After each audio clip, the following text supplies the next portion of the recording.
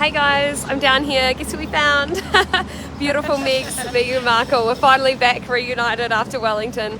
We're just down in Queenstown. I wanted to show you guys the massive impact that COVID has had on the community down here. The other live just disappeared, so I don't know what that was about. So we're going to walk you through, but I don't know if anyone's come to Queenstown very often.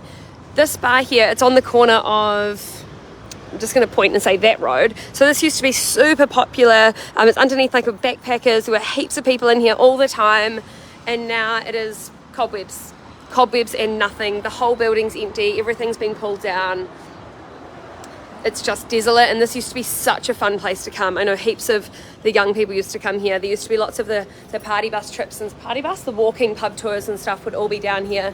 So I'm going to show you guys the whole of Queenstown. It's also been really impacted, I'd say, by a lot of roadworks.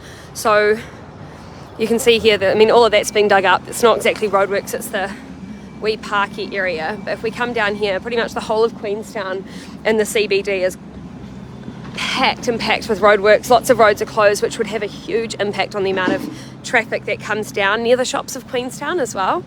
So there's Ferg Burger, Ferg Bakery and stuff there, and then we hit some of the roadworks. There is a lot of hospitality that is closed down here, which is such a shame because, as all of you guys know, it's the most incredible, beautiful spot in New Zealand. Well, I'm sure other people would say other things like plenty and everything like that, but it's absolutely stunning. And the tourism industry here has been really, really hammered. I've been staying at this hotel, and I will do a video with the owner, but I'm just going to wait until we leave so people don't know.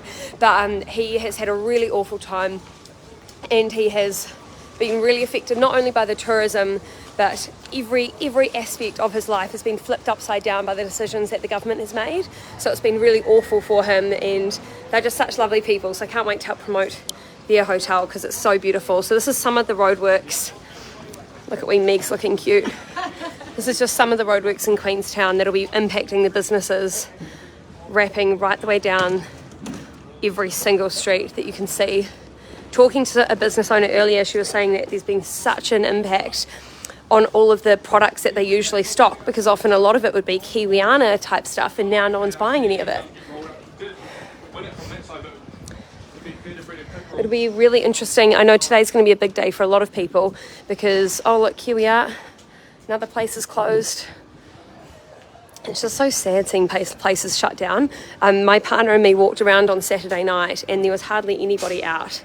And this was 12:30 at night in central Queenstown, and there was nobody. There were lots of bars that had shut already at 12 o'clock on a Saturday, and there was just nobody.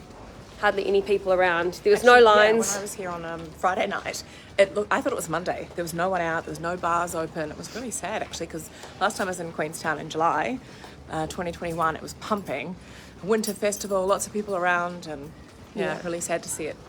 It's just all closed. So here we are. You can see that place is. There's no people. No people for such a busy wee town.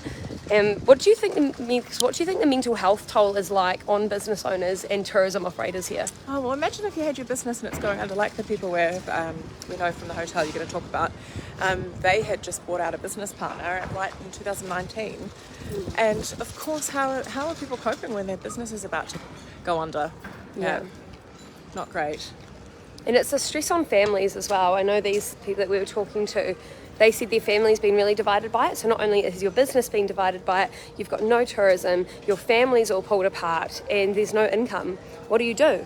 And we were just talking to a friend this morning who was saying that, her and her partner both lost their jobs. They've had to sell their house. So if you own a business in here and it was linked to your house as well, having to sell that, be devastating.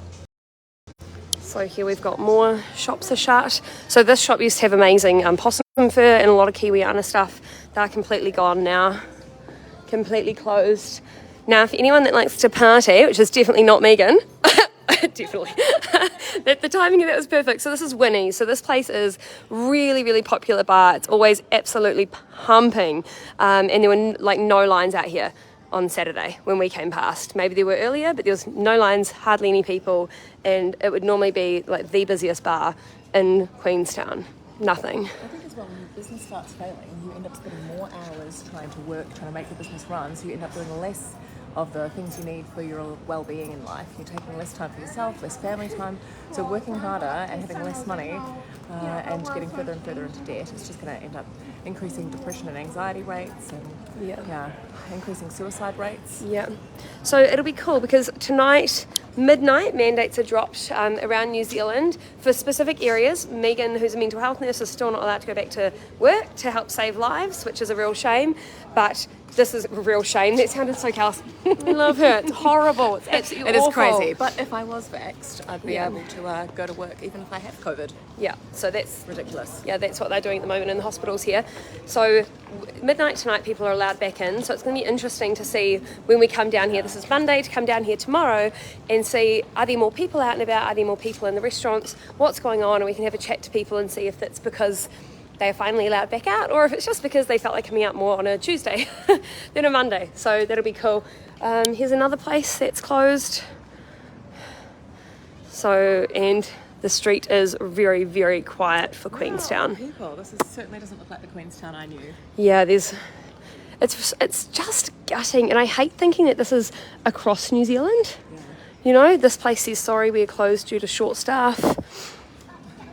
Because I know staffing's a massive issue, especially if there's been mandates brought into little towns because they just do not have the population. And when a lot of the workers were tourists as well, and they've gone back home to be with their families, that again puts a massive impact on what the businesses can actually do and the quality of staff they can find. So we're coming up here. Place is closed and there's boxes up there, but they might be open a little bit later. And then But no, it's bustling. There are cars everywhere, people everywhere. all the stuff's shut.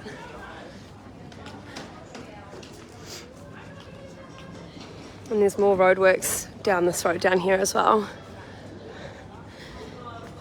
What I would say is, if you do have the money and can afford to, try and go away to these little towns that are really struggling. Try and find the ones that are really, really battling. I know Tekapo is one of them as well, where the people there relied so heavily on international tourism. Now they're not getting any of that, and if it does come back, it'll be in small doses like Australia, and it makes it really, really, really tough. And just have conversations with owners, find out what their sore points are, and just help them out a wee bit, because this is our country, it's our community, and it does matter. So we will go around tomorrow, see if there's anyone that still does have the passes up on their windows, and ask them why, and ask them why, what benefit is there for them, and why have they made that personal decision. So, good times. I think sorry, it's quite loud. Here we go. Sorry, back all of this as well.